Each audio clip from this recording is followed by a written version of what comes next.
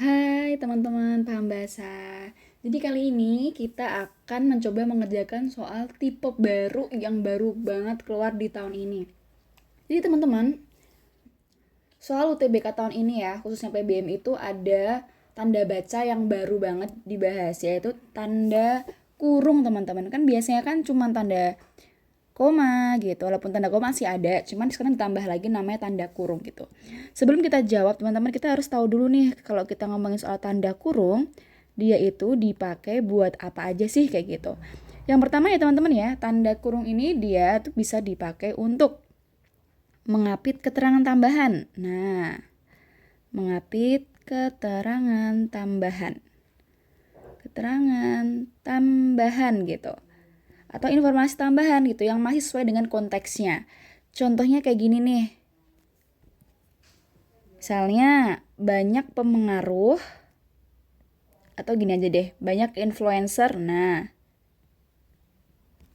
banyak influencer. Teman-teman tahu nggak sih kalau influencer itu kan udah diserap di Bindo ya dan pakai S gitu.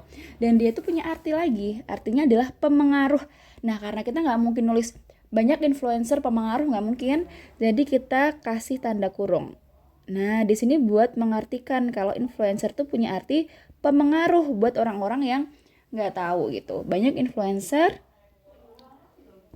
mengadakan kelas kelas kelas kreator konten. Nah, gini teman-teman ya. Jadi di sini adalah penggunaan untuk mengapit keterangan tambahan. Jadi pemengaruh ini adalah keterangan tambahan dari si influencernya gitu. Tapi yang kedua, tanda kurung ini juga bisa mengapit keterangan tambahan yang nggak ada kaitannya. Mengapit keterangan tambahan di luar konteks gitu. Di luar konteks. Gitu. Tujuannya buat apa sih? Tujuannya ya biar kita bisa ingat atau kita bisa langsung lihat gitu apa sih yang dibahas gitu. Contohnya kayak gini nih.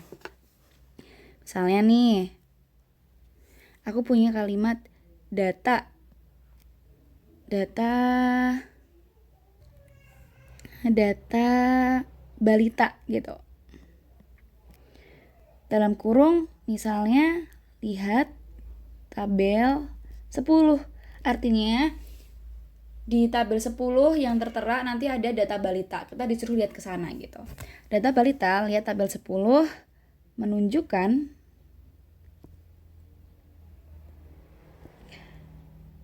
ke ikutsertaan posyandu. Misalnya kayak gitu. Nah, sampai sini paham kan teman-teman ya? Oke. Jadi kan di sini lihat tabel 10 tuh nggak ada kaitannya sama balita gitu. Jadi dia tuh keterangan tambahan di luar konteksnya gitu. Beda sama yang si pemengaruh itu tadi. Selanjutnya teman-teman, kalau kita ngomongin tentang tanda kurung, dia tuh juga bisa loh digunakan untuk merincikan gitu, untuk perincian gitu. Perincian gitu. Kalau ini mah gampang, misalnya aku punya kalimat barang yang dibawa meliputi, ya udah langsung aja, biasanya kayak gini nih. A apa, B apa, kayak gitu. Terus selanjutnya yang keempat ya berarti ya. Kan dia juga bisa untuk ini kan memberikan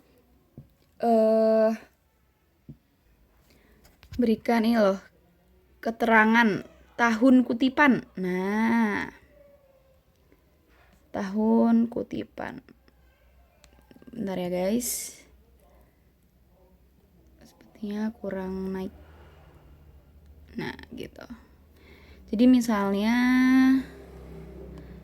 gini aja nih, Andre 2007. Ini bukan artinya Andre lahir tahun 2007 ya, tapi Andre di buku yang terbit tahun 2007 atau di artikel yang dia tulis tahun 2007 gitu misalnya mengatakan bahwa kayak gitu.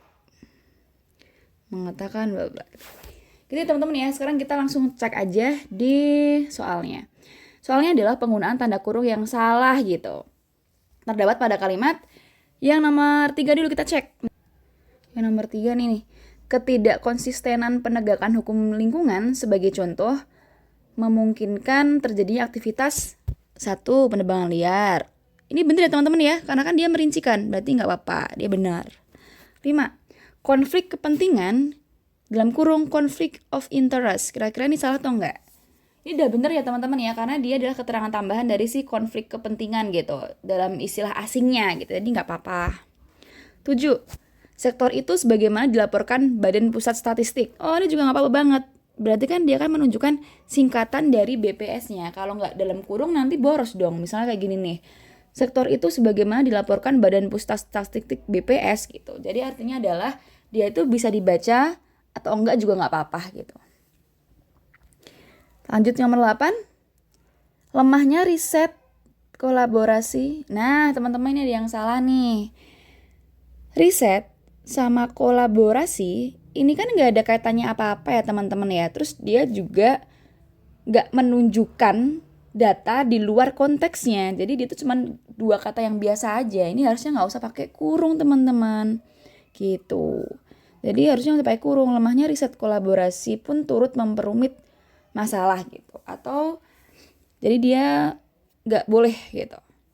Yang 9, Evans 2006. Nah, ini nggak apa-apa nih. Karena dia berarti kan Evans di jurnal atau di buku yang tahun 2006, dia bilang kayak gitu.